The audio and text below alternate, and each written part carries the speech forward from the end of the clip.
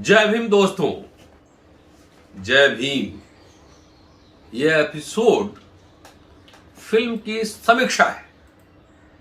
अभी हाल ही में Amazon prime पे जय भीम फिल्म रिलीज हुई है। कल मैंने 2 बार देखा है। मैंने सोचा कि जो मेरी समझ है इस फिल्म के बारे में वो आपसे साझा करूं।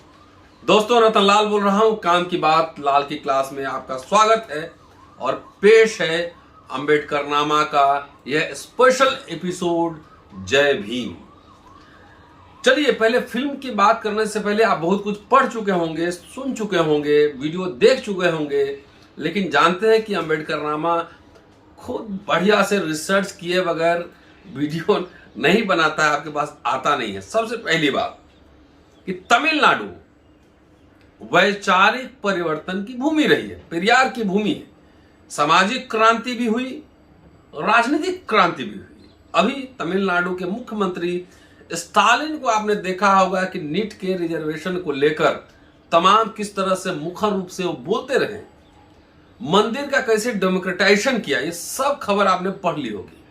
लेकिन उसका रिफ्लेक्शन जब समाज जागृत होता है तो उसका रिफ्लेक्शन सिर्फ समाज और राजनीति पे नहीं होता है, फिल्मों पर भी होता है। इसलिए जो तमिलनाडु से जो फिल्में आ रही हैं वो दिलचस्प है और एक तरह से वैचारिक जो पूरा विकल्प है, आइडियोलॉजिकल जो पूरा ऑल्टरनेटिव है, तमिलनाडु वो प्रोवाइड कर रहा है और बॉलीवुड इसमें पिछड़ता जा रहा है। कुछ फिल्मों का नाम आपके सामने मैं लेना चाहता हूं।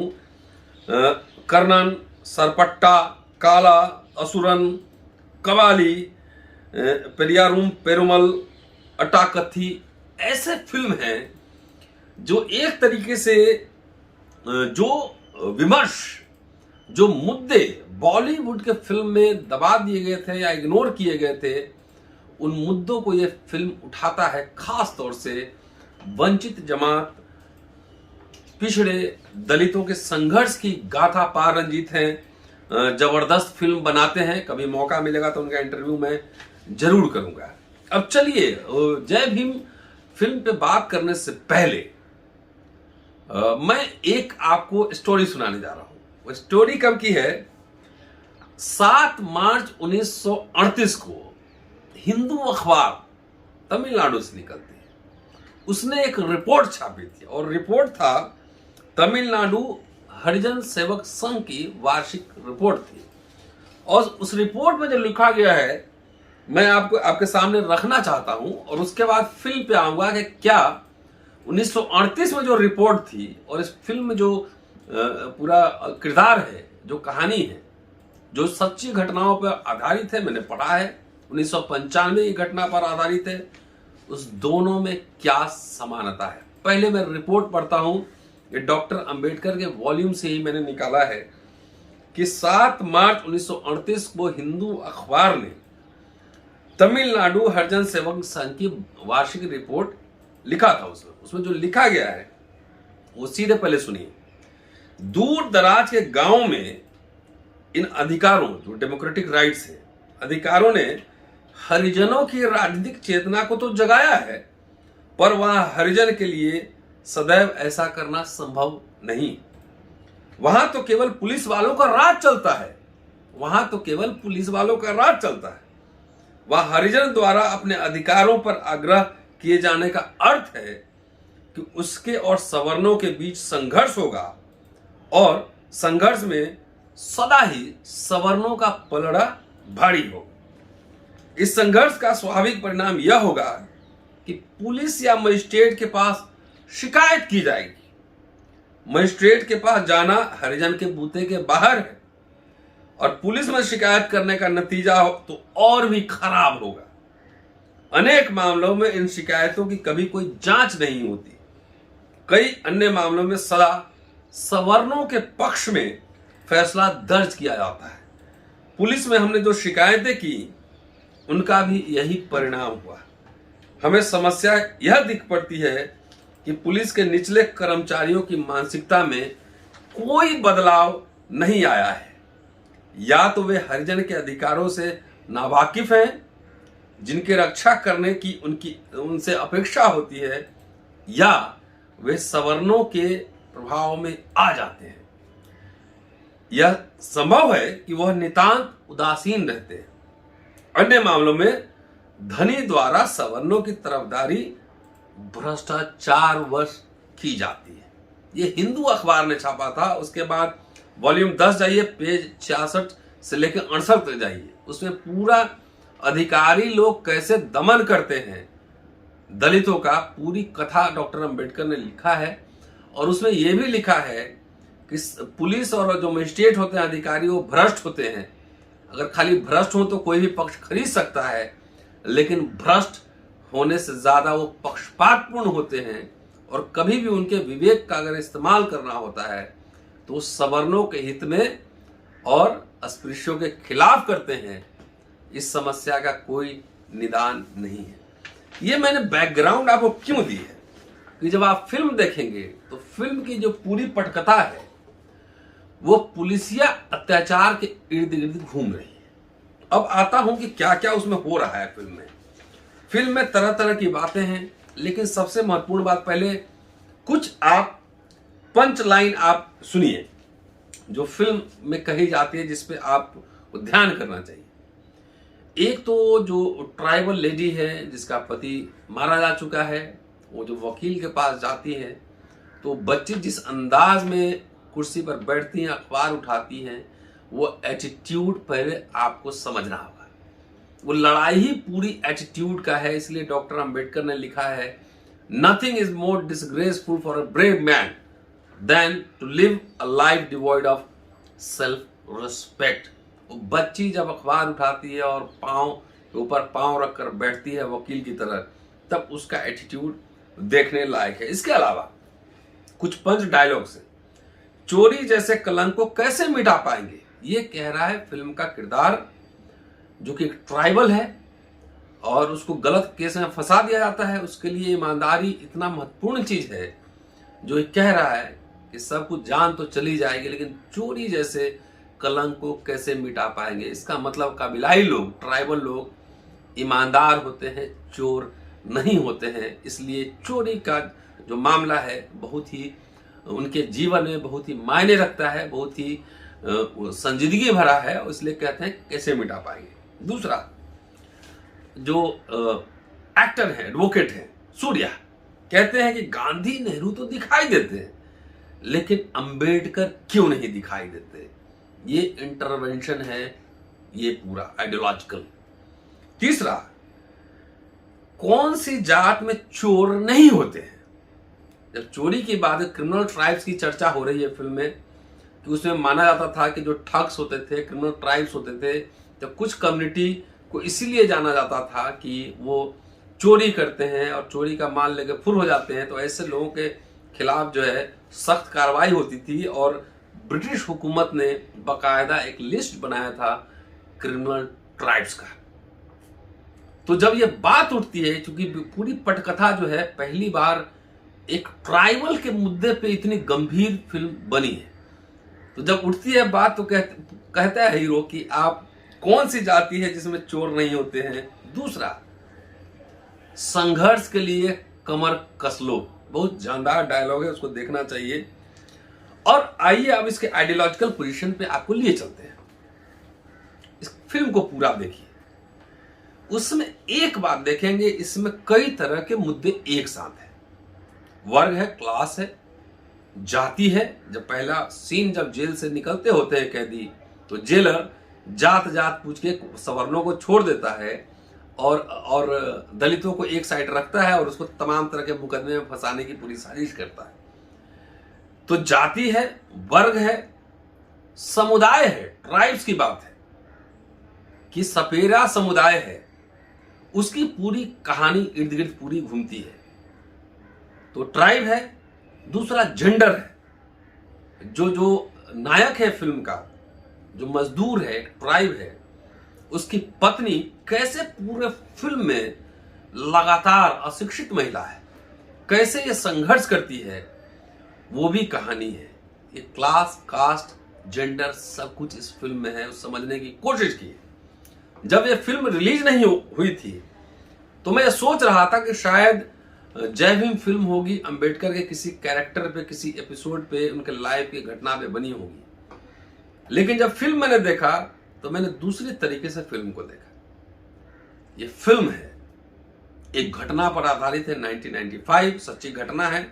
उसमें थोड़ा फिल्मांकन दूसरे तरीके से किया गया है क्योंकि लोगों को दिखाना होता है, समझाना होता है। सबसे दिलचस्प जो बात मुझे इस फिल्म में लगी कि आज मार्क्सिस्टों पे लोग बात नहीं करते हैं, वो मार्जिनलाइज्ड है पॉलिटिक्स में। इस फिल्म का जो मेन थीम है, किरदार है, एक मार्क्सवादी एडवोकेट है। वो मार्क्सवादी एडवोकेट ह्यूमन राइट्स के लिए ही नहीं लड़ता, बल्कि वो डेमोन्स्ट्रेशन भी करता है, पर्चे भी निकालता है, धरने में भी जाता है, और रैली जब निकालता है तो कम्युनिस्ट पार्टी ऑफ इंडिया के बैनर तले रैली निकालता है। So he is a Marxist lawyer है। ये मार्क्सिस्ट लॉयर का जय भीम है। ये समझना है, वर्ग और जाति को बहुत बढ़िया तरीके से क्लब करने की कोशिश की गई है, और जेंडर के सवाल को ये समझाया जा सके कि ये जो संघर्ष है, ये संघर्ष अलग अलग नहीं है, वर्ग का भी संघर्ष है, जाति का भी संघर्ष है, जेंडर भी है, उसमें ट्राइब्स भी हैं, तमाम ऐसी बातें हैं। और सबसे जो मुझे दिलचस्प बात लगी, कल मैं फिल्म देख रहा था, 2 बार देखा, कोई नाच गाना ड्रामा नहीं, स्ट्रेट फॉरवर्ड बात कहनी है।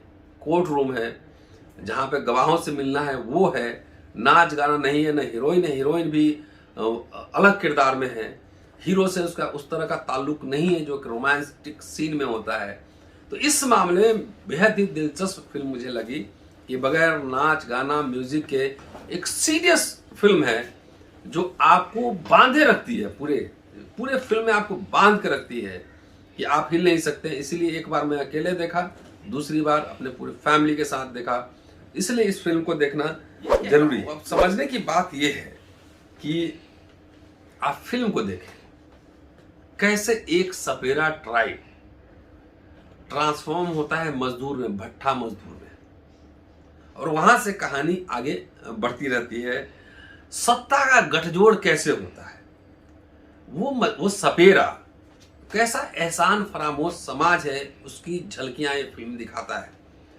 जो किरदार है वो सपेरा है, और जो जमींदार के घर में जब जमींदारन जो है अपने झुमके पहनती होती है, तब वहां पे सांप निकलता है।